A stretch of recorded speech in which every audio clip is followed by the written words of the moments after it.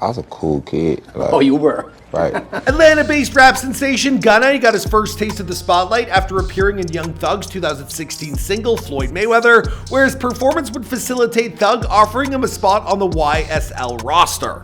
Now, 2 months later, Gunna dropped his first in what would become his Drip Season series, a project that is just finally wrapped up some 6 years later with the release of DS Forever. Today, Gunna is one of the biggest names in all of rap and is the inventor of everyone's favorite new phrase, Pushin P. Wait a second, do you guys even know what the heck that means? It actually took me a couple hours to find a straight answer, and I'm still not even sure. But don't worry, we'll get into that later in this video. First, let's circle back on the early stages of the last decade when Gunna was hustling on the Atlanta streets and coming to the realization that he needed to find a way out. For his full come-up story, let's get into this updated before their famous video.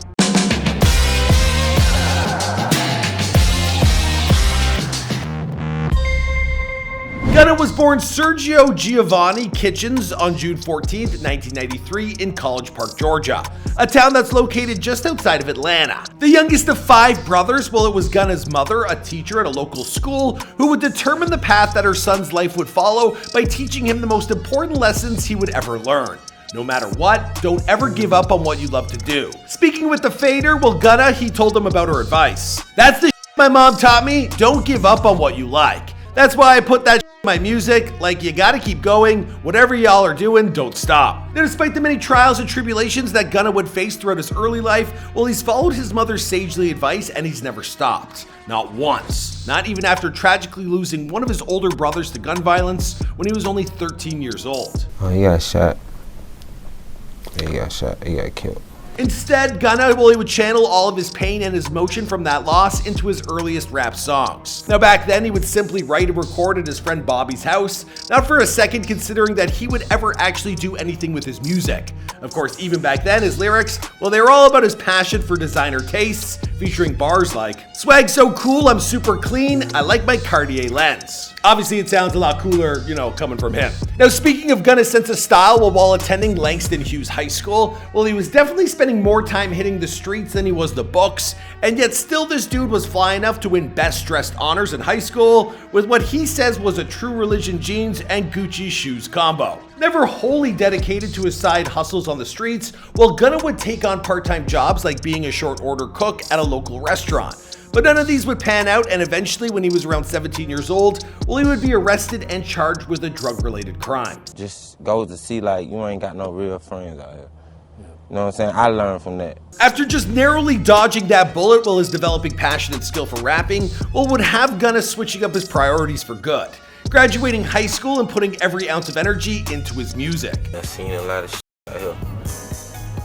And I'm just putting that into my raps, you know what I mean? And giving that shit to the streets. Back when Gunna was growing up, well, he would listen to rap acts like Cameron and Outkast, and with inspiration drawn from OG artists like these, well, Gunna got to work on his very first project, 2013's Hard Body, which he released under the earliest version of his moniker, Young Gunna. Now, when this project dropped, it presented Gunna as exactly what he was, an eager youngster with a rock-solid exterior. But even though his personality was ready for the big time, his music wasn't quite up to par. Not yet, at least. Now, it would take a further 2 years of Gunna refining his style before he would meet the man who would wind up changing his life. Of course, we're talking about Young Thug. Gunna met Thugger on the set of Thugs With That music video thanks to a common associate that the two men shared, Keith Troop. Now, Troop was an uncle-like figure to many in the Atlanta hip-hop community, and he would end up shepherding the career of both these men before his passing in late 2013. Him and Thug was like real cool, and he introduced us to probably I would say like a month before he died, and then when he died, it kind of just brought us closer together. After Keith's death, well, both Young Thug and Gunna, they would grow closer, commiserating with one another over the loss of their friends. Now, this would lead to Young Thug offering Gunna his first major appearance in mainstream hip-hop, which was alongside Gucci Mane and Travis Scott on Thug's 2016 track, Floyd Mayweather. Impressed by Gunna's undeniable ability, well, Young Thug would lock him up to his YSL label, and later that year, well, Gunna would drop his first professional mixtape, Drip Season. While definitely a step in the right direction, it wouldn't be until his follow-up tape, Drip Season 2, and with the addition of collaborations like Offset, Playboi Carti, and Young Thug himself, that Gunna's music would really begin to make waves. Then came 2018, the biggest year of Gunna's life. Not only did Drip Season 3 see release that year and land the man in the Billboard 200 for the first time, but 10 months later he'd team up with Lil Baby for their collaborative album Drip Harder, which would become Gunna's first platinum certified hit. Following a verse on Mariah Carey's Stay Long, Love You, well, Gunna's first studio album Drip or Drown 2 would see release in February of 2019, and it climbed all the way to the top 3 on the Billboard 200. Now at this point, you probably noticed that I've been using one word over and over again, and that word, well, it's obviously drip. Now, during an interview with GQ, well, Gunna once defined the word for them as follows. It's like style, persona, and like how you carry yourself. That's your drip. In fact, fashion is such an important part of his overall brand that when he was looking to give back to his home state of Georgia, well, he created Gunna's Drip Closet at the Ronald McNair Middle School, which he designed to assist children in need of providing them with clothing, shoes, foods, and even toiletries. Pretty sweet. Right next to the gym, this space softens the stress. It opened this fall.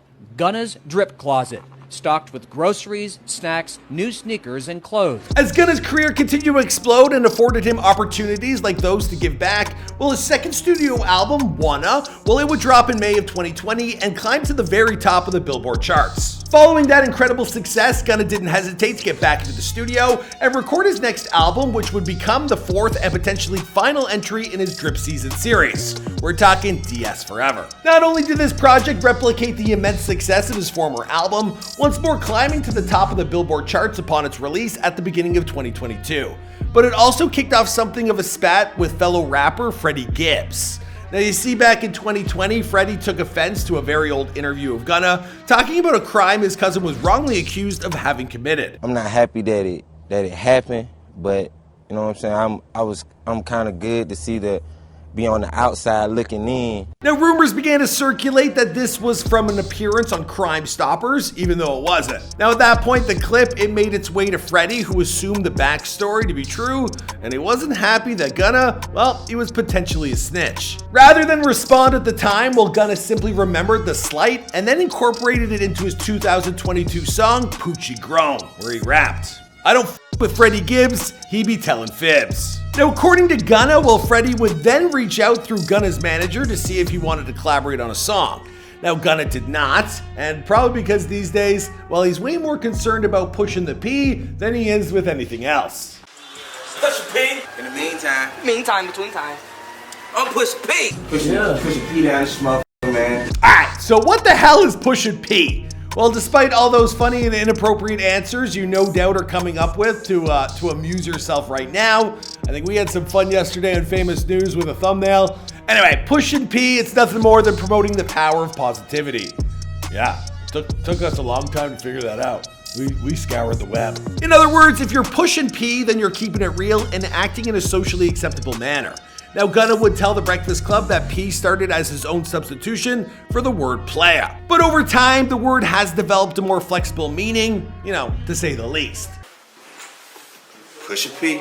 Well, there it is. Your question about Pushin P, it's answered along with any others you might have concerning the come up of Gunna. Now, in terms of what happens next to this superstar artist, well, I guess we're gonna have to wait and see, because this, after all, is before they were famous. I actually think this is like the third time we've done this video, but hey, he just keeps on popping. My name is Michael McCrudden. Be sure to let us know who to feature next, and I'll see you guys in another video. All right, bye.